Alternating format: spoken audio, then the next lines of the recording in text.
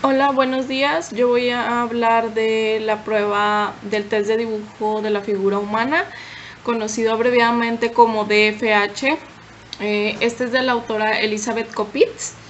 Se clasifica como una técnica proyectiva gráfica. El tiempo de aplicación no es definido. Se aplica en niños de 5 a 12 años. La consigna es muy sencilla en realidad. Se le menciona al niño que en una hoja, como la que tengo aquí, te sientas, se la proporcionas y le das un lápiz del número 2 y le dices que quieres que en esa hoja te dibuje una persona. Puede ser cualquier clase de persona que quieras dibujar, siempre y cuando sea una persona completa y no una caricatura, o una figura hecha con palos o rayas. Si el evaluador no está seguro de que es una persona, debes de dejárselo claro antes de que comience, porque si no, no va a poder dibujar lo que nosotros esperamos en la prueba. Pero te sugiero que la explicación sea muy breve y muy sencilla y te asegures de que ya lo haya comprendido para que tampoco pueda ser como que lo vayas a confundir, ¿verdad? En el espacio en donde tú le vas a proporcionar la hoja y su lápiz, debes de quitar cualquier distractor que el niño haga que en vez de estar dibujando lo que tú le estás pidiendo, siguiendo la consigna, pues el niño vaya a distraerse con eso. Por ejemplo, algún objeto, no sé, algo que sea, por ejemplo, hasta incluso este cordón del teléfono puede ser un distractor para el niño, que le puede llamar mucho la atención, por ejemplo, los colores o el sonido que hace el colguije, y el niño puede distraerse y no seguir pues la consigna en sí. Los aspectos que evalúa esta prueba son aspectos emocionales, maduración perceptomotora y maduración cognitiva. Estos tres elementos son, los que se evalúan con esta prueba, ¿no? Entonces, ya que el niño siguió la consigna y hizo su dibujo, pues vamos a hablar de la interpretación, de la evaluación de este. Aquí tengo un ejemplo de una figura de una persona que dibujó un niño. Y en este se van a tomar en la interpretación se toman en cuenta los siguientes aspectos, como el cómo dibuja la figura, sin tener en cuenta a quién dibuja, el reflejo del concepto que el niño tiene de sí, cómo lo hace, cómo son los signos, los símbolos empleados, y la actitud que tiene hacia el mismo dibujo. ¿A quién dibuja? Es la persona de mayor interés e importancia para el niño en el momento de realizar el dibujo.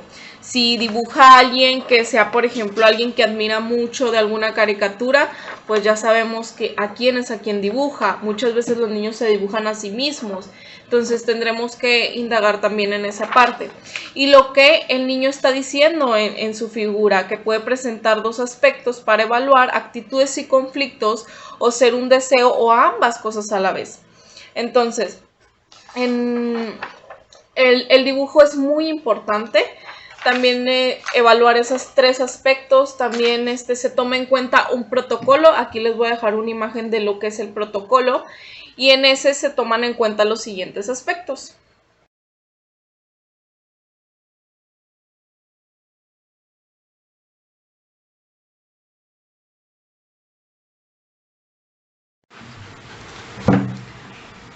Entonces vamos a hablar de lo que contiene el protocolo de la prueba de FH. En él viene el nombre, la fecha de nacimiento, el tiempo de aplicación, la edad en años y en meses, la fecha y el examinador, o sea, quién fue el que lo aplicó, ¿no? Y viene dividido en edad, 5, 6, 7, 8, 9, 10 y edad de 11 y 12. Pero también viene clasificado entre niños y niñas.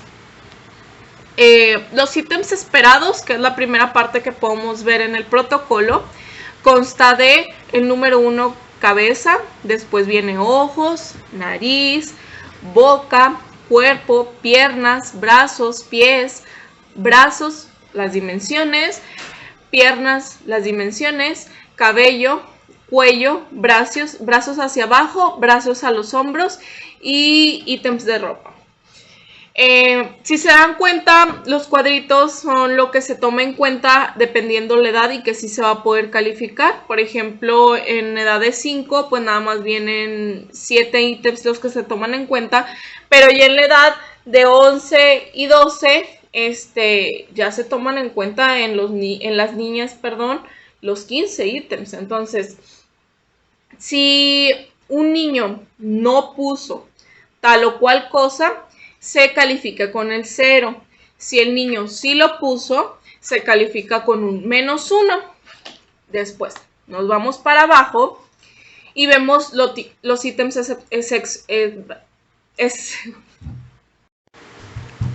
Ahora nos vamos a los ítems excepcionales. Igual viene dividido en edad de 5, 6, 7, 8, 9, 10 y edad de 11 y 12 años. Igual dividido en niños y niñas. En se toma en cuenta el ítem número 1 es rodilla, después perfil, codo, 2 labios, fosa nasal, 6 proporciones, brazos 7 al hombro, 4 ítems de ropa, pies 2 dimensiones, 5 dedos y pupilas.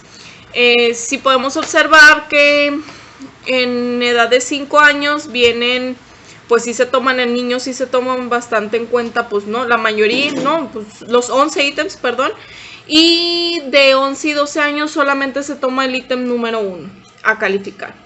Cuando el niño tiene dibujado algo, ahí no se pone -1, ahí se pone 1, y cuando no lo tiene dibujado igual se pone 0.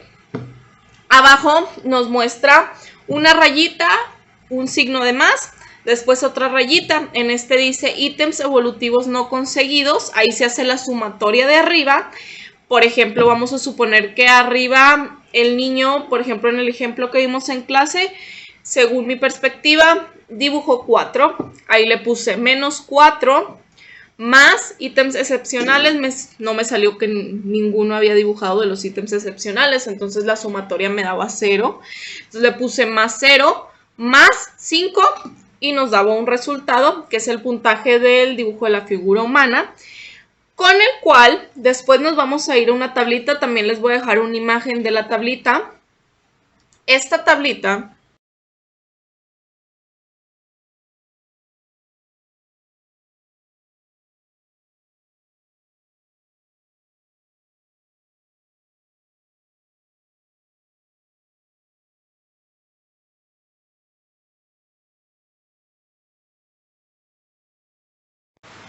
en esta tablita, debido al caso que les menciono que vimos en clase, a mí me dio un puntaje de igual a 1.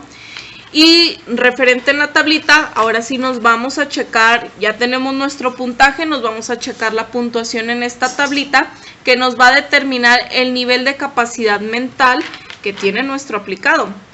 Entonces, si nos salió 1, aquí en la tablita nos menciona que 1 o 0 es mentalmente retardado o con serios problemas emocionales. Entonces, ahí mismo en ese cuadrito le vamos a poner mentalmente retardado o con serios problemas emocionales. Y esto es lo que vamos a sacar pues a nivel, la interpretación pues a nivel con estos puntajes, a nivel con el protocolo, lo que vamos a plasmar en este protocolo, pero no nos vamos a ir a los elementos a puntuar, que también, por así decirlo, pero más bien es como interpretar a nivel los indicadores emocionales del DFH.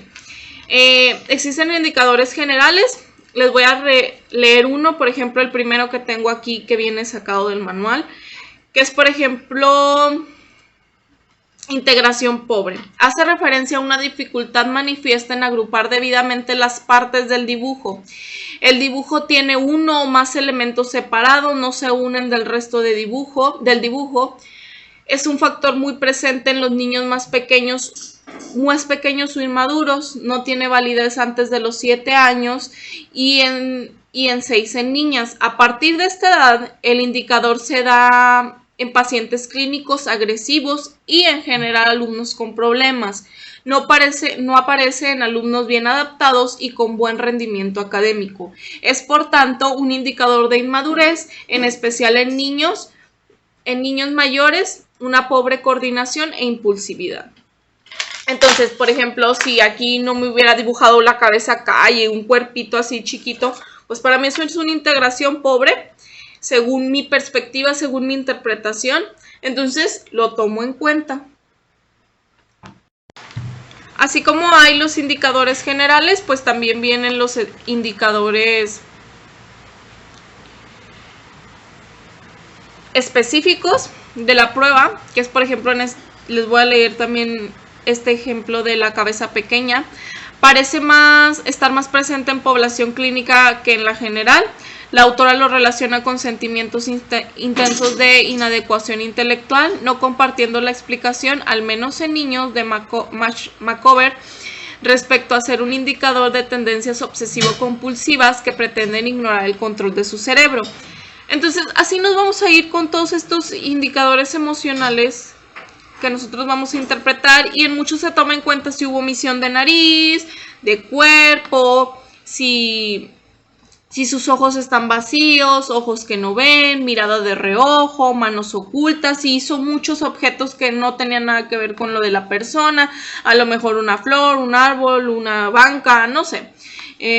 La línea del suelo, si las líneas están fragmentadas o rotas, si hay un sombreado, si la imagen no se ve, si hubo borrones, todo eso vienen en el manual y son interpretables. Entonces, después de haber sacado los elementos de los que hablamos ahorita con nuestro protocolo, hacemos una tablita y ahí vaciamos todo lo que nosotros vimos en el dibujo, interpretamos con la descripción de la misma, para después hacer nuestra hipótesis. Por ejemplo, les voy a leer la hipótesis que yo hice en el ejemplo de clase de este niño que les comento que se llama Juan, del cual les hablé del resultado que me había salido en el protocolo, y para que se den una idea de la redacción de lo que es una hipótesis. No sin antes mencionar que antes de llegar a hacer la hipótesis diagnóstica debimos de haber sacado un desarrollo de nuestros resultados. Les vuelvo a mencionar que les voy a leer de este ejemplo que hicimos en clase de la prueba, que yo puse que el examinado obtuvo, de acuerdo con su edad cronológica, un puntaje de error de -4 en ítems esperados, como ya se les había mencionado, y un puntaje de 0 en ítems excepcionales, lo cual en estos resultados el nivel de capacidad maduracional evolutiva lo cataloga como mentalmente retardado o con serios problemas emocionales. En los resultados es nada más lo que ya habíamos hecho en el protocolo, ponerlo en unas líneas, en un texto pequeño. Si se fijan, es lo mismo, es el resultado de lo que nos salió de los ítems excepcionales y de los ítems esperados, y el nivel de capacidad mental, nada más desarrollado en un texto. Después, ya les dije, vaciamos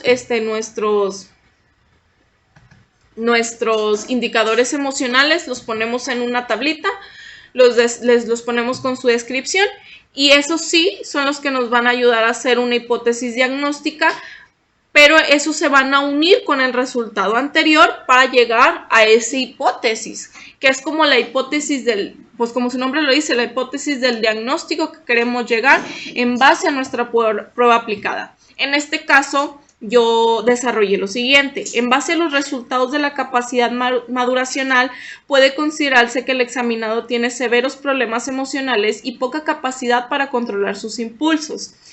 El análisis de la prueba muestra que el examinado presenta inmadurez, impulsividad y control interno pobre, generando sufrimiento de inseguridad, desvalidamiento de sí mismo, prefiriendo el aislamiento del mundo circundante y las personas que le rodean.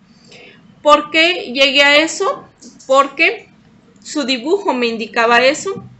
Lo saqué lo que me pedían en los ítems y saqué los indicadores emocionales, sus ítems también. Aquí les voy a poner una imagen del dibujo que les estoy dando de ejemplo. Ya si yo revisara que también les mostré, pues ya sería otro resultado y tendríamos que llegar a otra pues a otro puntaje también y sacar sus indicadores emocionales y así sucesivamente con cada dibujo que se nos presenten. Ojo, esta prueba se puede aplicar en grupo o se puede aplicar a nivel individual. Sin embargo, pues claramente se recomienda que para tener una mayor observación de lo que hay en esta prueba, que también es una parte de lo que indica el protocolo, abajo viene observación y unos rengloncitos de lo que tú viste en la prueba, como el niño, pues tal vez a lo mejor si estaba moviendo mucho el lápiz, si se puso nervioso, si se distrajo al final de cuentas con algo, si se quedó muy pensativo al querer dibujar alguna cosa, todo eso se plasma ahí y todo eso también puede ser interpretable. Entonces, pues si lo haces en grupo tal vez tengas un poquito más de dificultades para darte cuenta de eso, así lo haces en nivel individual. Ahora sí me gustaría hablarles un poquito de Elizabeth Kopitz, que es la autora de esta prueba. Ella comenzó a trabajar en un centro de arte y expresión corporal para los niños, siendo esta una de las principales razones por las cuales ella dijo, pues me interesa trabajar en la proyección de la infancia, ¿no? Y en 1951 estudió psicología y se graduó. Como les mencioné, la prueba puede aplicarse de forma colectiva o a nivel individual. Y esta prueba, les digo que mide la capacidad intelectual de los niños y se correlaciona mucho con el WISC, pero no la sustituye. Más bien es como que trabajan en equipo y pueden complementarse una prueba con otra de manera muy, muy padre, a detalle. Karen McCover fue quien inició con esta prueba, le dio como la estructura y Elizabeth Kopitz fue quien ya la desarrolló y ya la llevó a llevar a su aplicación más bien. Entonces esta prueba me parece muy interesante, creo que está muy completa, creo que es muy necesaria su aplicación para muchísimos aspectos que se quiera interpretar. Creo que es una prueba que se oye en muchos lados.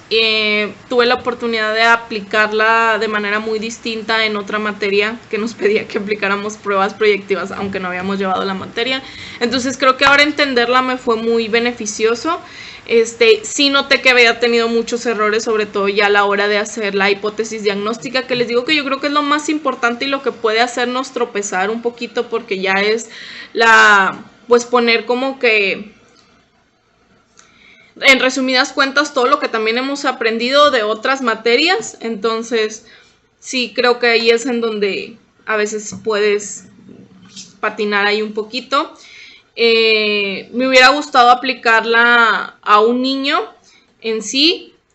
Aquí ahorita tuve la oportunidad de conseguir que me trajeran un dibujo de mi primito, que le dijo una tía que lo hiciera para fines de este video. Pero creo que esta prueba, como todas, también requiere mucho de una buena historia clínica, como cualquier otra prueba. Y la historia clínica nos puede ayudar muchísimo a que la hipótesis diagnóstica se nos haga muchísimo más sencilla, porque vamos a poder entrelazar muchísimas cosas. Entonces, muchas gracias, Miss. Le agradezco mucho. Espero le haya gustado mi video. Y buenas noches.